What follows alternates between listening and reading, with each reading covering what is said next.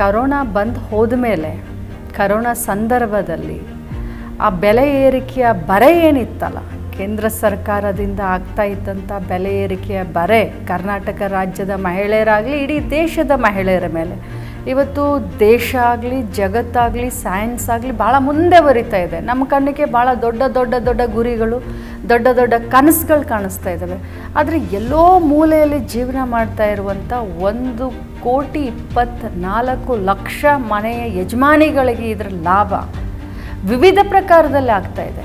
ಇದು ನನ್ನ ಮಟ್ಟಿಗೆ ಇದು ದೊಡ್ಡ ಸಾಧನೆನೂ ಅಂತ ಹೇಳಲಿಕ್ಕೆ ಬಯಸ್ತೇನೆ, ದೊಡ್ಡ ಸಹಾಯ ಕೂಡ ಆಗಿದೆ ಅಂತ ಹೇಳಲಿಕ್ಕೆ ಬಯಸ್ತೇನೆ. ಒಬ್ಬೊಬ್ಬರಿಗೆ 40,000 ಸಾವಿರ ರೂಪಾಯಿಯನ್ನು ಕೊಡುವಂಥ ಮಾಡ್ಕೊಂಡಿದ್ವಿ. ಇಂಥ ಒಂದು ಮಾಡುವಂಥ ಹಂತದಲ್ಲಿ ಸ್ವಲ್ಪ ಜಾಸ್ತಿ ಕಡಿಮೆ ಆಗ್ಬೋದು. ಆದರೆ ಅದರ ಅರ್ಥ ನಮಗೆ ಬದ್ಧತೆ ಇಲ್ಲ ಅಂತ ಇಲ್ಲ, ನಮಗೆ ಬದ್ಧತೆ ಇದೆ. ಸರ್ಕಾರಕ್ಕೆ ಈ ಗೃಹಲಕ್ಷ್ಮಿ ಯೋಜನೆಗಳಿಗೆ ಅಥವಾ ಮತ್ತಿತರ ಗ್ಯಾರಂಟಿ ಯೋಜನೆಗಳಿಗೆ ಕೊಡಲಿಕ್ಕೆ ದುಡ್ಡಿಲ್ಲ ಅಂತೇಳಿ ಆರೋಪ ಮಾಡಿದ್ದಾರೆ. Is it true? ಬೇಜವಾಬ್ದಾರಿ ಮಾತಿದು. ಯಾಕಂತಂದರೆ ಬೊಕ್ಕಸ ಖಾಲಿ ಆಗುತ್ತೆ, ಹಣ ಇಲ್ಲ ಅಂತ ಮಾತನಾಡ್ತಾ ಇದ್ದಾರಲ್ಲ, ಅವ್ರು ಏನು ತಪ್ಪು ಮಾಡಿ ಹೋಗಿದ್ದಾರೆ ಅಂತ ಅವ್ರಿಗೆ ಅರಿವು ಆಗಿದೆ, ಅವ್ರಿಗೆ ಅರಿವು ಇದೆ. ಯಾವುದೇ ಬಜೆಟ್ನಲ್ಲಿ ಘೋಷಣೆ ಮಾಡದೆ 2,70,00,000 ರೂಪಾಯಿಯನ್ನು, ಒಂದಲ್ಲ ಎರಡಲ್ಲ, 2,70,000 ಕೋಟಿ ರೂಪಾಯಿಯ ಅನುದಾನವನ್ನು ಟೆಂಡರ್ ಮಾಡಿ ವರ್ಕ್ ಆರ್ಡರ್ ಕೊಟ್ಟು ಕೆಲಸ ಮಾಡಿ ಮುಗಿಸ್ ಹೋಗ್ಬಿಟ್ಟಿದ್ದಾರೆ. ಅದನ್ನು ನಮ್ಮ ತಲೆ ಮೇಲೆ ಇಟ್ಟಿದ್ದಾರೆ. ಆ ಹೆಣ್ಣಿನ ಕಡೆ ನೀವು 5 ರೂಪಾಯಿ ಕೊಟ್ಟರು ಕೂಡ ಆ ಮನೆಯನ್ನು ನಡೆಸಿ ತೋರಿಸ್ತಾಳೆ. ಆ ಹೆಣ್ಣಿನ ಕಡೆ 5,000 ಕೊಟ್ಟರು ಕೂಡ ನಡೆಸ್ತಾಳೆ, 5 ಲಕ್ಷ ಕೊಟ್ಟರು ಕೂಡ ನಡೆಸ್ತಾಳೆ. ಆದರೆ ಅದೇ ಹೆಣ್ಣಿಗೆ ಇನ್ನೊಂದು ಹುಟ್ಟಿದಾಗಲೇ ಇರುವಂಥ ಇನ್ನೊಂದು ಸುಂದರವಾದಂಥ ಗುಣ ಅಂತಂದರೆ ಉಳಿತಾಯ ಮಾಡುವಂಥದ್ದು. ಅಲ್ಲ, ರೈಟಿಂಗಲ್ಲಿ ಕೊಟ್ಟಿದ್ದನ್ನು ಅಫ್ಕೋರ್ಸ್ ಅದು ಕಾನ್ಫಿಡೆನ್ಷಿಯಲ್ ಇದ್ದರೆ ನೀವು ಅಲ್ಲಿ ಹೇಳಿ, ನೀವು ಮೀಡಿಯಾ ಮುಖಾಂತರ ಜನಕ್ಕೆ ಏನು ಹೇಳ್ಬೋದಾಗಿರುತ್ತೆ ಅದನ್ನು ತಿಳಿಸಿ. ನಮಸ್ಕಾರ, ವಾರ್ತಾಭಾರತೀಯ ವೀಕ್ಷಕರಿಗೆ ಸ್ವಾಗತ. ಈ ವಿಶೇಷ ಸಂದರ್ಶನ ಕಾರ್ಯಕ್ರಮಕ್ಕೆ ನನ್ನ ಜೊತೆ ಮಹಿಳಾ ಮತ್ತು ಮಕ್ಕಳ ಕಲ್ಯಾಣ ಅಭಿವೃದ್ಧಿ ಇಲಾಖೆ ಸಚಿವರಾದಂತಹ ಲಕ್ಷ್ಮೀ ಹೆಬ್ಬಾಳ್ಕರ್ ಅವರಿದ್ದಾರೆ. ಸರ್ಕಾರ ಬಂದು 2 ವರ್ಷ ಆಗಿರೋ ಹಿನ್ನೆಲೆಯಲ್ಲಿ ಅವ್ರ ಜೊತೆ ಮಾತಾಡ್ತೀನಿ. ಅದಕ್ಕೂ ಮೊದಲು ನಾನು ನಿಮಗೆ ರಿಕ್ವೆಸ್ಟ್ ಮಾಡ್ತಿದ್ದೀನಿ, ನೀವಿನ್ನೂ ವಾರ್ತಾಭಾರತಿಯನ್ನು ಸಬ್ಸ್ಕ್ರೈಬ್ ಆಗಿಲ್ಲ ಅಂದರೆ ಸಬ್ಸ್ಕ್ರೈಬ್ ಆಗಿ. ನಾನು ಧರಣೀಶ್ ಬುಕ್ಕನಕೆರೆ. ಮೇಡಮ್, ಕಾರ್ಯಕ್ರಮಕ್ಕೆ ಸ್ವಾಗತ. ನಮಸ್ಕಾರ. ನಾನು ಯಾಕೆ ನಿಮ್ಮನ್ನು ಈ ಕಾರ್ಯಕ್ರಮಕ್ಕೆ ವಿಶೇಷ ಸಂದರ್ಶನಕ್ಕೆ ಇವತ್ತು ಆಹ್ವಾನಿಸ್ತಿದ್ದೀನಿ ಅಂತಂದರೆ, ಈ ಸರ್ಕಾರದಲ್ಲಿ ಬಹಳ ಮುಖ್ಯವಾದಂಥ ಯೋಜನೆ ಗೃಹಲಕ್ಷ್ಮಿ. ಸೊ ಹಾಗಾಗಿ ನಿಮಗೆ ಇದರಿಂದ ಆಗಿರುವಂಥ ದೊಡ್ಡ ಬದಲಾವಣೆ ಏನು ಅಂತ ಅನ್ನಿಸ್ತಿದೆ? ನೋಡಿ, ಮೊದಲನೇದಾಗಿ ತಮ್ಮ ಮುಖಾಂತರ ನಾನು ಕರ್ನಾಟಕ ರಾಜ್ಯ ಸರ್ಕಾರ 2 ವರ್ಷ ಪೂರ್ಣ ಮಾಡಿರೋದ್ರಿಂದ ತಮ್ಮ ಮುಖಾಂತರ ಎಲ್ಲ ನನ್ನ ಬಂಧು ಬಾಂಧವರಿಗೆ, ಮತದಾರರಿಗೆ, ಕರ್ನಾಟಕ ರಾಜ್ಯದ ಮಹಾಜನತೆಗೆ ಅಭಿನಂದನೆಯನ್ನು ಸಲ್ಲಿಸಲಿಕ್ಕೆ ಬಯಸ್ತೇನೆ. ಅವರು ಕೊಟ್ಟಂಥ ಆಶೀರ್ವಾದ, ಅವರು ಕೊಟ್ಟಂಥ ಮತದಿಂದ 136 ಸೀಟನ್ನು ಗೆದ್ದು ಕರ್ನಾಟಕ ರಾಜ್ಯದಲ್ಲಿ ಪಂಚ ಗ್ಯಾರಂಟಿಯ ಘೋಷಣೆಯೊಂದಿಗೆ 2 ವರ್ಷ ಸರ್ಕಾರವನ್ನು ಬಹಳ ಚೆನ್ನಾಗಿ ನಡೆಸ್ಕೊಂಡು ಬಂದಿದ್ದೀವಿ. ನಾವು ಏನೇನು ಘೋಷಣೆಯನ್ನು ಮಾಡಿದ್ವಿ ಚುನಾವಣಾ ಪೂರ್ವ, ಆ ಎಲ್ಲ ಗ್ಯಾರಂಟಿಗಳನ್ನು ಅನುಷ್ಠಾನವನ್ನು ಮಾಡಿ ಇವತ್ತು ಜನರ ಎದುರುಗಡೆ ನಾವು 2 ವರ್ಷದ ಸಾಧನಾ ಸಮಾವೇಶವನ್ನು ಕೂಡ ನಾವು ಮಾಡಿದ್ದೇವೆ. ನಮಗೆ ತೃಪ್ತಿ ಇದೆ.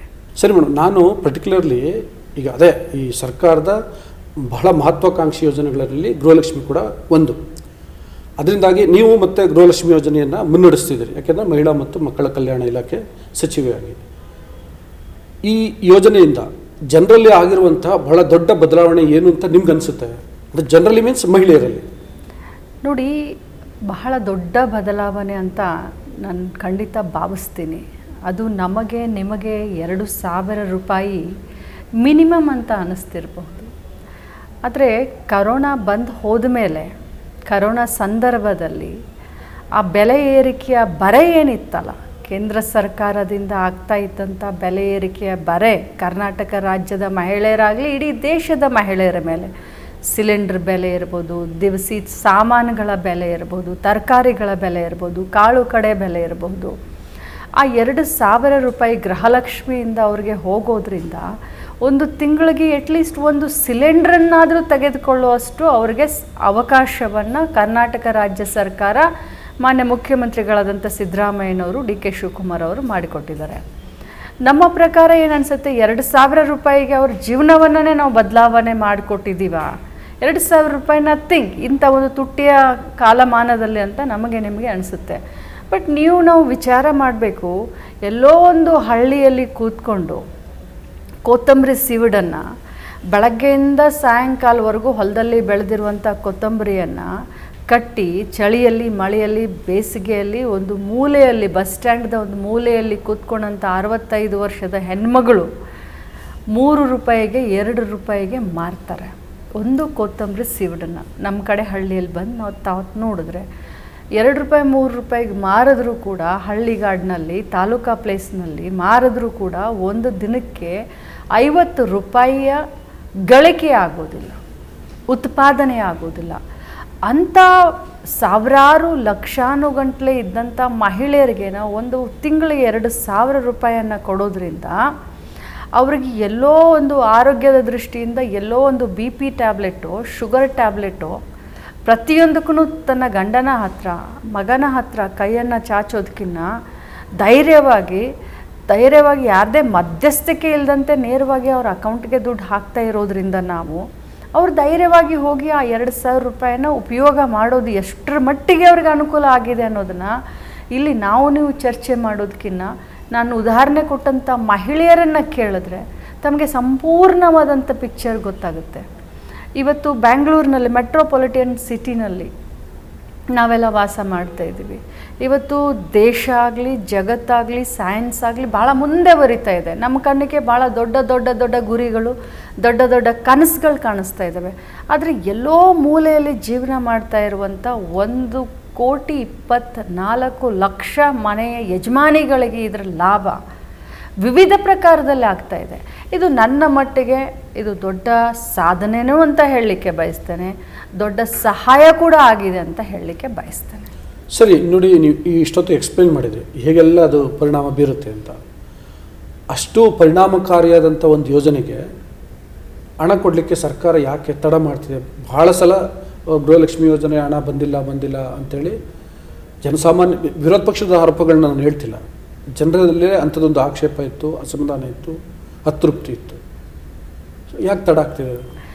ನೋಡಿ, ನಾನು ತಮಗೆ ಹೇಳಲಿಕ್ಕೆ ಬಯಸ್ತೇನೆ, ತಮ್ಮ ಮುಖಾಂತರ ನಮ್ಮ ವೀಕ್ಷಕರಿಗೂ ಹೇಳಲಿಕ್ಕೆ ಬಯಸ್ತೇನೆ, ಇದು ಇಡೀ ವಿಶ್ವದಲ್ಲಿನೇ, ನಮ್ಮ ದೇಶದಲ್ಲಿ ಬಿಡಿ, ಇಡೀ ವಿಶ್ವದಲ್ಲಿನೇ ಫೈನಾನ್ಸ್ದಲ್ಲಿ ಅತಿ ದೊಡ್ಡ ಯೋಜನೆ, ನೇರವಾಗಿ ಮಹಿಳೆಯರ ಆರ್ಥಿಕ ಸಬಲೀಕರಣಕ್ಕೆ ಕೊಟ್ಟಂಥ ಒಂದು ದೊಡ್ಡ ಯೋಜನೆ, ಒಂದು ಸುನಾಮಿ ಅಂತ ಹೇಳ್ಬೋದು. ಇಂಥ ಕಲ್ಪನೆ, ಇಂಥ ಒಂದು ಪರಿಕಲ್ಪನೆ ಬಂದಿರೋದೇ ಮಾನ್ಯ ಮುಖ್ಯಮಂತ್ರಿಗಳಾದಂಥ ಸಿದ್ದರಾಮಯ್ಯನವರಿಗೆ, DK ಶಿವಕುಮಾರ್ ಅವರಿಗೆ.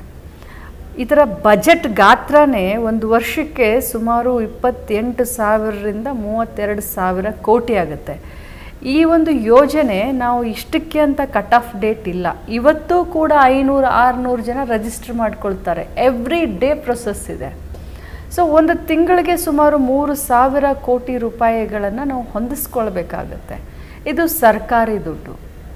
ಈ ದೊಡ್ಡ ಯೋಜನೆಯನ್ನು ಮಾಡಬೇಕಾದ್ರೆ ಅನೇಕ ತಾಂತ್ರಿಕ ದೋಷಗಳು ಕೂಡ ಮಧ್ಯದಲ್ಲಿ ಬರ್ತವೆ. ಇದೇನು ಚಿಕ್ಕ ಪುಟ್ಟದ್ದಲ್ಲ. ಬ್ಯಾಂಕಿಂಗ್ ವ್ಯವಹಾರದಲ್ಲಿ 10 ಕೋಟಿ ವ್ಯವಹಾರದಲ್ಲಿನೇ ಸಾಫ್ಟ್ವೇರ್ದಲ್ಲಿ ಏನೋ ಹೆಚ್ಚು ಕಡಿಮೆ ಆದರೂ 4-5 ದಿನ ವ್ಯತ್ಯಾಸ ತಾಲೂಕಾ ಮಟ್ಟದ ಬ್ಯಾಂಕ್ನಲ್ಲಾಗುತ್ತೆ. ಇದು ಇಡೀ ರಾಜ್ಯಕ್ಕೆ ಸಂಬಂಧಪಟ್ಟಂಥದ್ದು. ಸುಮಾರು 3,000 ಕೋಟಿ ರೂಪಾಯಿಯನ್ನು ಹೊಂದಿಸ್ಕೊಂಡು ನಾವು ಇಡೀ ರಾಜ್ಯದ ಮಹಿಳೆಯರ ಅಕೌಂಟಿಗೆ ನೇರವಾಗಿ ಹಾಕುವಂಥದ್ದು. ಈ ಯೋಜನೆ ಶುರು ಆದಾಗಿನಿಂದ ಇಲ್ಲಿಯವರೆಗೆ 19 ಕಂತನ್ನು ಹಾಕಿದ್ದೀನಿ. ಸುಮಾರು 38,000 ರೂಪಾಯಿಯನ್ನು 1,24,00,000 ಮನೆಯ ಯಜಮಾನಿಗಳಿಗೆ ಹಾಕಿದೆ. ಅಂದರೆ ಸುಮಾರು 42,000 ಕೋಟಿಗಿನ್ನ ಜಾಸ್ತಿ ದುಡ್ಡನ್ನ ಈಗಾಗಲೇ ಅವ್ರಿಗೆ ಬಿಟ್ಟಿದ್ದೀನಿ. 20ನೇ ಕಂತನ್ನು ಕೂಡ ಈಗಾಗಲೇ ನಾವು ಶುರು ಮಾಡಿದ್ದೀವಿ. 20ನೇ ಕಂತನ್ನು ಕೂಡ ಬಿಡುಗಡೆ ಈಗಾಗಲೇ ಮಾಡಲಿಕ್ಕೆ ನಾವೆಲ್ಲ ರೀತಿಯಾದಂಥ ಸಿದ್ಧತೆಗಳನ್ನು ಮಾಡ್ಕೊಂಡಿದ್ದೀವಿ. ಅಂದರೆ ಒಬ್ಬೊಬ್ಬರಿಗೆ 40,000 ರೂಪಾಯಿಯನ್ನು ಕೊಡುವಂಥ ಮಾಡ್ಕೊಂಡಿದ್ದೀವಿ. ಇಂಥ ಒಂದು ಮಾಡುವಂಥ ಹಂತದಲ್ಲಿ ಸ್ವಲ್ಪ ಜಾಸ್ತಿ ಕಡಿಮೆ ಆಗ್ಬೋದು. ಆದರೆ ಅದರ ಅರ್ಥ ನಮಗೆ ಬದ್ಧತೆ ಇಲ್ಲ ಅಂತ ಇಲ್ಲ. ನಮಗೆ ಬದ್ಧತೆ ಇದೆ, ನಮ್ಮ ಕೊಟ್ಟ ಮಾತಿನ ಅರಿವಿದೆ. ನಾವು ಏನು ವಚನ ಕೊಟ್ಟಿದ್ದೀವಿ, ವಚನ ಭ್ರಷ್ಟ ಅಂತರೂ ಆಗಲಿಕ್ಕೆ ಕಾಂಗ್ರೆಸ್ ಪಕ್ಷದ ಸರ್ಕಾರ, ಮುಖ್ಯಮಂತ್ರಿಗಳು ಆಗಲಿ ನಾನಾಗಲಿ ತಯಾರಿಲ್ಲ. ಕೊಟ್ಟವ್ರ ಮಾತಿನಂತೆ ನಡ್ಕೊಳ್ತೀವಿ. ಚಿಕ್ಕ ಪುಟ್ಟ ತೊಂದರೆಗಳಾದರೂ ಕೂಡ ನಿಯಮಿತವಾಗಿ ಅವರ ಅಕೌಂಟ್ಗೆ ನಾವು ದುಡ್ಡನ್ನು ಹಾಕ್ತೀವಿ. ಓಕೆ, ಈಗ ನೋಡಿ, ನಾನು ಈ ಜನರ ಪ್ರಶ್ನೆ ಕೇಳಿದ್ದೆ. ಈಗ ವಿರೋಧ ಪಕ್ಷದ ಇನ್ನೊಂದು ಪ್ರಶ್ನೆ ಇದೆ. ಏನಂತಂದರೆ, ಸರ್ಕಾರದ ಖಜಾನೆ ಖಾಲಿಯಾಗಿದೆ, ಸರ್ಕಾರಕ್ಕೆ ಈ ಗೃಹಲಕ್ಷ್ಮಿ ಯೋಜನೆಗಳಿಗೆ ಅಥವಾ ಮತ್ತಿತರ ಗ್ಯಾರಂಟಿ ಯೋಜನೆಗಳಿಗೆ ಕೊಡಲಿಕ್ಕೆ ದುಡ್ಡಿಲ್ಲ ಅಂತೇಳಿ ಆರೋಪ ಮಾಡಿದ್ದಾರೆ. Is it true? ನಾಚಿಕೆ ಆಗಬೇಕು ವಿರೋಧ ಪಕ್ಷದವ್ರಿಗೆ. ನಾನು ಭಾಳ ಮೊದಲನೇ ಬಾರಿಗೆ ಮಂತ್ರಿ ಆದಂಥವಳು. ಈ ರೀತಿ ಪದಗಳನ್ನು ಬಳಸೋದು ಕೂಡ ನಾನು ಭಾಳಷ್ಟು ಮಾತಿನಲ್ಲಿ ಭಾಳಷ್ಟು ತೂಕವನ್ನು ಇಟ್ಕೊಂಡು ಮಾತನಾಡೋವಂಥವಳು ನಾನು. ಯಾಕಂದರೆ ನಾಲ್ಗೆಗೆ ತಲೆಗೆ ಕನೆಕ್ಷನ್ ಇಟ್ಕೊಂಡು ಮಾತನಾಡ್ತಾರೆ. ಅವ್ರಿಗೆ ನಾಚಿಕೆ ಆಗಬೇಕು. ಬೇಜವಾಬ್ದಾರಿ ಮಾತಿದು. ಯಾಕಂತಂದರೆ ಬೊಕ್ಕಸ ಖಾಲಿ ಆಗುತ್ತೆ, ಹಣ ಇಲ್ಲ ಅಂತ ಮಾತನಾಡ್ತಾ ಇದ್ದಾರಲ್ಲ, ಅವ್ರು ಏನು ತಪ್ಪು ಮಾಡಿ ಹೋಗಿದ್ದಾರೆ ಅಂತ ಅವ್ರಿಗೆ ಅರಿವು ಆಗಿದೆ, ಅವ್ರಿಗೆ ಅರಿವು ಇದೆ. ಯಾವುದೇ ಬಜೆಟ್ನಲ್ಲಿ ಘೋಷಣೆ ಮಾಡದೆ 2,70,00,000 ರೂಪಾಯಿಯನ್ನು, ಒಂದಲ್ಲ ಎರಡಲ್ಲ, 2,70,000 ಕೋಟಿ ರೂಪಾಯಿಯ ಅನುದಾನವನ್ನು ಟೆಂಡರ್ ಮಾಡಿ ವರ್ಕ್ ಆರ್ಡರ್ ಕೊಟ್ಟು ಕೆಲಸ ಮಾಡಿ ಮುಗಿಸಿ ಹೋಗ್ಬಿಟ್ಟಿದ್ದಾರೆ. ಅದನ್ನು ನಮ್ಮ ತಲೆ ಮೇಲೆ ಇಟ್ಟಿದ್ದಾರೆ. ಈಗ ನೋಡಿದ್ರೆ ಹಣ ಇಲ್ಲ ಅಂತ ಹೇಳಿ ನಮ್ಮ ಮುಖ ಅದೇನೋ ಹೇಳ್ತಾರಲ್ಲ, ಮೇಕೆ ತಿಂದು ಅದು ಯಾವುದೋ ಕೋತಿಗೇನೋ ಒರೆಸ್ತು ಅಂತ ಅನ್ನೋ ರೀತಿಯಾಗಿ ಕೋತೆ ತಿಂದು ಏನೋ ಯಾವುದೋ ಮೇಕೆ ಮುಖಕ್ಕೆ ಒರೆಸ್ದ ಹಾಗೆ ನಮ್ಮ ಕಡೆ ಬಟ್ ಮಾಡಿ ತೋರಿಸ್ತಾ ಇದ್ದಾರೆ. ನಿಜವಾಗ್ಲೂ ಈ ಒಂದು ಕರ್ನಾಟಕ ರಾಜ್ಯದ ಜನರಿಗೆ ಮೋಸ ಯಾರಾದರೂ ಮಾಡಿದರೆ, ಬೊಕ್ಕಸ ಯಾರಾದರೂ ಖಾಲಿ ಮಾಡಿದರೆ, ಜನರ ಟ್ಯಾಕ್ಸ್ ದುಡ್ಡನ್ನು ಸಿಕ್ಕಾಪಟ್ಟೆಯಾಗಿ ದಿವಾಳಿ ಯಾರಾದರೂ ಮಾಡಿ ಹೋಗಿದ್ರೆ ಅದು ಹಿಂದಿನ BJP ಸರ್ಕಾರ ಅಂತ ಖಂಡಿತವಾಗ್ಲೂ ಹೇಳಲಿಕ್ಕೆ ಬಯಸ್ತೇನೆ. ಫೈನಾನ್ಸ್ ಎಕ್ಸ್ಪರ್ಟ್ ಆದಂಥ ಸಿದ್ದರಾಮಯ್ಯನವರು ಬಂದಾದ್ಮೇಲೆ 5 ಗ್ಯಾರಂಟಿಗಳನ್ನು ಮಾಡಲಿಕ್ಕೆ ಸಾಧ್ಯನೇ ಇಲ್ಲ ಅಂತ ಇದೇ BJPಯವರು ಹೇಳ್ತಾ ಇದ್ರು. ಇದು ಬರೀ ಚುನಾವಣೆ ಗಿಮಿಕ್ಕು, ಈ ಸರ್ಕಾರ 3 ತಿಂಗಳು ಕೊಡೋಕ್ಕಾಗೋದಿಲ್ಲ ಅಂತ ಹೇಳ್ತಾ ಇದ್ರು. ಈ ಸರ್ಕಾರನೇ 6 ತಿಂಗಳು ಉಳಿಯೋದಿಲ್ಲ ಅಂತ ಹೇಳ್ತಾ ಇದ್ರು. ಆದರೆ ನಾವು ಅತ್ಯಂತ ಪ್ರಾಮಾಣಿಕವಾಗಿ ಪ್ರಯತ್ನ ಮಾಡಿ 5 ಗ್ಯಾರಂಟಿಗಳನ್ನು ಅನುಷ್ಠಾನ ಮಾಡಿ ಇವತ್ತಿಗೆ 2 ವರ್ಷ ಆಯಿತು. ಅತ್ಯಂತ ಯಶಸ್ವಿಯಾಗಿ ಪ್ರಾಮಾಣಿಕತೆಯಿಂದ ಕೊಟ್ಟ ಮಾತನ್ನು ಉಳಿಸ್ಕೊಂಡು ಗ್ಯಾರಂಟಿಯನ್ನು ಕೊಡ್ತಾ ಇದ್ದೀವಿ, ನಡೆಸ್ಕೊಂಡು ಹೋಗ್ತಾ ಇದ್ದೀವಿ. ಜೊತೆಯಲ್ಲಿ ಅಭಿವೃದ್ಧಿ ಕೆಲಸ ಕೂಡ ಎಲ್ಲೂ ನಿಲ್ಲಿಸಲಿಲ್ಲ. ಸೊ ಟೋಟಲ್ ಆಗಿ ಬಿಜೆಪಿಯವರ ಆರೋಪನೆ ಅದು ಏನು ಅಂತಂದ್ರೆ, ಇವರು ಗ್ಯಾರಂಟಿ ಯೋಜನೆಗಳ ಹೆಸರು ಹೇಳ್ತಾ ಅಭಿವೃದ್ಧಿ ಕೆಲಸಗಳನ್ನ ಮಾಡ್ತಿಲ್ಲ ಅಂತ. ಮೊದಲವ್ರು ಹೇಳಿದ್ದೇನು, ಗ್ಯಾರಂಟಿ ಅನುಷ್ಠಾನ ಮಾಡ್ಲಿಕ್ಕೆ ಆಗೋದಿಲ್ಲ ಅಂತ ಹೇಳಿದ್ರ? ಹೌದು, ಗ್ಯಾರಂಟಿ ಅನುಷ್ಠಾನ ಮಾಡಿದ್ವಿ. ಗ್ಯಾರಂಟಿ ಅನುಷ್ಠಾನ ಮಾಡಿದ್ಮೇಲೆ ಏನು ಹೇಳಿದ್ರು? 6 ತಿಂಗಳ ಗ್ಯಾರಂಟಿ ಕೊಡ್ಲಿಕ್ಕೆ ಆಗೋದಿಲ್ಲ ಅಂತ ಹೇಳಿದ್ರು. ಹೌದು ಅಲ್ವಾ? ಅದೇ ಅವ್ರು ಹೇಳಿದಕ್ಕೆ ಒಂದೊಂದಾಗಿ ಉತ್ತರ ಹೇಳ್ತಾ ಇದ್ನಿ. 6 ತಿಂಗಳಲ್ಲ 2 ವರ್ಷ ಕೊಟ್ವಿ. ಈಗ 2 ವರ್ಷ ಆದ್ಮೇಲೆ ಏನು ಹೇಳ್ತಾ ಇದ್ದಾರೆ? ಅನುದಾನಕ್ಕೆ ದುಡ್ಡಿಲ್ಲ ಅಂತ ಹೇಳ್ತಾ ಇದ್ದಾರೆ. ಅದಕ್ಕೂ ಉತ್ತರ ಕೊಟ್ಟಿದ್ದೀವಿ. ಸೊ ಅವರು ವಿರೋಧ ಪಕ್ಷದಲ್ಲಿ ಇದ್ದಾರೆ. ಜನರ ದಾರಿಯನ್ನ ಎಳಿಲಿಕ್ಕೆ, ಬೇರೆ ಕಡೆ ಎಳಿಲಿಕ್ಕೆ ಅವ್ರು ಆ ರೀತಿ ಮಾತನಾಡ್ತಾ ಇದ್ದಾರೆ. ಯಾಕಂದ್ರೆ ಅವ್ರ ಒಳ ಜಗಳಗಳೇ 1000 ಇದಾವೆ. ಅವರು ಒಳ ಜಗಳಗಳನ್ನ ಬೇರೆ ಕಡೆ ಡೈವರ್ಟ್ ಮಾಡಲಿಕ್ಕೆ ಜನರು, ಅವ್ರ ಕಾರ್ಯಕರ್ತರು ಬೇಸತ್ತು ಹೋಗಿದ್ದಾರೆ. BJP ಪಕ್ಷದಲ್ಲಿ ಎಲ್ಲ ಸರಿ ಇಲ್ಲ. BJP ಕಾರ್ಯಕರ್ತರು ಇವತ್ತು ಬೇಸತ್ತು ಹೋಗಿದ್ದಾರೆ. ಆ BJP ಕಾರ್ಯಕರ್ತರು ಹೋದಲ್ಲಿ ಬಂದಲ್ಲೆಲ್ಲ ಉಗಿತಾ ಇದ್ದಾರೆ ಇವರನ್ನು. ಸೊ ಅದನ್ನು ಬೇರೆ ಕಡೆ ದಿಕ್ಕನ್ನು ತಿರುಗಿಸ್ಲಿಕ್ಕೆ ಇವತ್ತು ಕಾಂಗ್ರೆಸ್ ಮೇಲೆ ಗೂಬೆ ಕೂರಿಸುವಂಥ ಕೆಲಸ ಮಾಡ್ತಾ ಇದ್ದಾರೆ. ನಮ್ಮ ಸರ್ಕಾರದಲ್ಲಿ ದುಡ್ಡು ಇದೆ, ಖಜಾನೆ ತುಂಬಿನೂ ಇದೆ, ಗ್ಯಾರಂಟಿಗಳು ನಡೀತಾ ಇದ್ದಾವೆ, ಜೊತೆಯಲ್ಲಿ ಅಭಿವೃದ್ಧಿಗೆ ಅನುದಾನ ಕೂಡ ಸಿಗ್ತಾ ಇದೆ. ಅಲ್ಲ, ಕೆಲವರು ಈ ಗ್ಯಾರಂಟಿ ಯೋಜನೆಗಳನ್ನು, ಅದರಲ್ಲೂ ಗೃಹಲಕ್ಷ್ಮಿ ಯೋಜನೆಯನ್ನು, ಇದರಿಂದ ಏನು ಬರೀ ಮಹಿಳೆಯರಿಗೆ ದುಡ್ಡು ಕೊಡ್ತಾರೆ, ಮಹಿಳೆಯರಿಗೆ ಉಚಿತವಾದ ಬಸ್ ಪ್ರಯಾಣದ ವ್ಯವಸ್ಥೆನೂ ಕೂಡ ಇದೆ, ಅದರಿಂದ ಮಹಿಳೆಯರು ಮನೆಯಲ್ಲಿ ಕೆಲಸ ಮಾಡ್ತಿಲ್ಲ, ಪುರುಷರು ಮಾತು ಕೇಳ್ತಿಲ್ಲ ಅಂತ ಭಾಳ ಕ್ಷುಲ್ಲಕವಾಗಿ ಮಾತಾಡ್ತಿದ್ದಾರೆ. ಸೊ ನಿಮ್ಗೇನು ಅನಿಸುತ್ತೆ ಆ್ಯಸ್ ಎ ಮಿನಿಸ್ಟರ್? ಈ ಸ್ತ್ರೀ ವಿರೋಧಿ ಮನೋಭಾವವನ್ನು ನಾನು ಧಿಕ್ಕರಿಸ್ತೀನಿ. ಈ ಸ್ತ್ರೀ ವಿರೋಧಿ ಮನೋಭಾವ ಇದು ಸಮಾಜಕ್ಕೂ ಒಳ್ಳೆಯದಲ್ಲ, ಮನೆಗಳಿಗೂ ಒಳ್ಳೆಯದಲ್ಲ. ಯಾಕಂತಂದರೆ ಒಬ್ಬ ಹೆಣ್ಮಗಳು ಅಂತಂದರೆ ಸಂಪೂರ್ಣ ಮನೆಯ ಒಂದು ರೆಸ್ಪಾನ್ಸಿಬಿಲಿಟಿ ಇರುತ್ತೆ. ಹೆಣ್ಣು ಅಂತಂದ್ರೇ ಕುಟುಂಬದ ಕಣ್ಣು. ಒಂದು ಹೆಣ್ಣು ಕಲಿತ್ರೆ ಇಡೀ ಮನೆ ಕಲ್ತ ಹಾಗೆ, ಇಡೀ ಊರು ಕಲ್ತ ಹಾಗೆ ಅಂತ ಹೇಳ್ತಾರೆ. ಆ ಹೆಣ್ಣಿನ ಕಡೆ ನೀವು 5 ರೂಪಾಯಿ ಕೊಟ್ಟರು ಕೂಡ ಆ ಮನೆಯನ್ನು ನಡೆಸಿ ತೋರಿಸ್ತಾಳೆ. ಆ ಹೆಣ್ಣಿನ ಕಡೆ 5,000 ಕೊಟ್ಟರು ಕೂಡ ನಡೆಸ್ತಾಳೆ, 5 ಲಕ್ಷ ಕೊಟ್ಟರು ಕೂಡ ನಡೆಸ್ತಾಳೆ. ಆದರೆ ಅದೇ ಹೆಣ್ಣಿಗೆ ಇನ್ನೊಂದು ಹುಟ್ಟಿದಾಗಲೇ ಇರುವಂಥ ಇನ್ನೊಂದು ಸುಂದರವಾದಂಥ ಗುಣ ಅಂತಂದರೆ ಉಳಿತಾಯ ಮಾಡುವಂಥದ್ದು. ನೀವು ಎಷ್ಟೇ ದುಡ್ಡು ಕೊಟ್ಟರೂ ಕೂಡ ಮುಂದಿನ ತನ್ನ ಜೀವನಕ್ಕೆ, ತನ್ನ ಮಕ್ಕಳಿಗೆ, ತನ್ನ ಮನೆತನಕ್ಕೆ ಅಂತ ಉಳಿತಾಯವನ್ನು ಕೂಡ ಮಾಡುವಂಥ ಗುಣ ಇರುತ್ತೆ. ಈಗ ಹೆಣ್ಮಕ್ಳಿಗೆ ದುಡ್ಡು ಕೊಟ್ಟ ತಕ್ಷಣ ಹೆಣ್ಣನ್ನು ಕೆಡಿಸ್ತೀವಿ ಅಂತ ಅನ್ನೋವಂಥ ಒಂದು ವಿಕೃತ ಮನೋಭಾವ ಏನಿದೆ ಅಲ್ಲ ಆಡುವಂಥವ್ರಿಗೆ, ಅದಕ್ಕೆ ನಾನು ಧಿಕ್ಕಾರ ಹೇಳ್ತೀನಿ. ಆ ರೀತಿ ಏನಿಲ್ಲ. ಗೃಹಲಕ್ಷ್ಮಿಯ ಹಣದಿಂದ ಅನೇಕ ಜನ ತಮ್ಮ ಜೀವನೋಪಾಯದಲ್ಲಿ ಅನೇಕ ಬದಲಾವಣೆಗಳನ್ನು ತಂದಿರುವಂಥ ಉದಾಹರಣೆಗಳನ್ನು ತಾವೇ ಮಾಧ್ಯಮದವ್ರು ತೋರಿಸಿದ್ದಾರೆ. ಓಕೆ ಮೇಡಮ್, ಇಷ್ಟೊತ್ತು ನಾನು ನಿಮ್ಮ ಗೃಹಲಕ್ಷ್ಮಿ ಯೋಜನೆ ಬಗ್ಗೆ ಮಾತಾಡಿದೆ. ಈಗ ನೀವು ಸೀನಿಯರ್ ಪೊಲಿಟಿಷಿಯನ್ ಆಗಿ ರಾಜ್ಯ ಕಾಂಗ್ರೆಸ್ ಅಧ್ಯಕ್ಷರಾಗಿದ್ರಿ. ಹಿಂಗೆಲ್ಲ ಇರೋದ್ರಿಂದ ನಾನು ನಿಮ್ಗೊಂದು ಪ್ರಶ್ನೆ ಕೇಳಲೇಬೇಕು ಅಂತ ಅನಿಸುತ್ತೆ. ಮತ್ತು ಇದು ಮಹಿಳಾ ಮತ್ತು ಮಕ್ಕಳ ಕಲ್ಯಾಣ ಇಲಾಖೆ ಸಚಿವೆ ಆಗಿರೋದ್ರಿಂದ ನಿಮ್ಗೆ ಆ ಥರದ ಇನ್ನೊಂದು ಪರೋಕ್ಷ ಜವಾಬ್ದಾರಿ ಕೂಡ ಇರುತ್ತೆ. ಏನಂದರೆ ರಾಜಕಾರಣದಲ್ಲಿ ಮಹಿಳೆಯರ ಪಾಲ್ಗೊಳ್ಳುವಿಕೆಯನ್ನು ಹೆಚ್ಚು ಮಾಡುವಂಥದ್ದು. ಸೊ ಅದಕ್ಕೆ ನಿಮ್ಮ ಪ್ರಯತ್ನಗಳು ಏನಿದಾವೆ?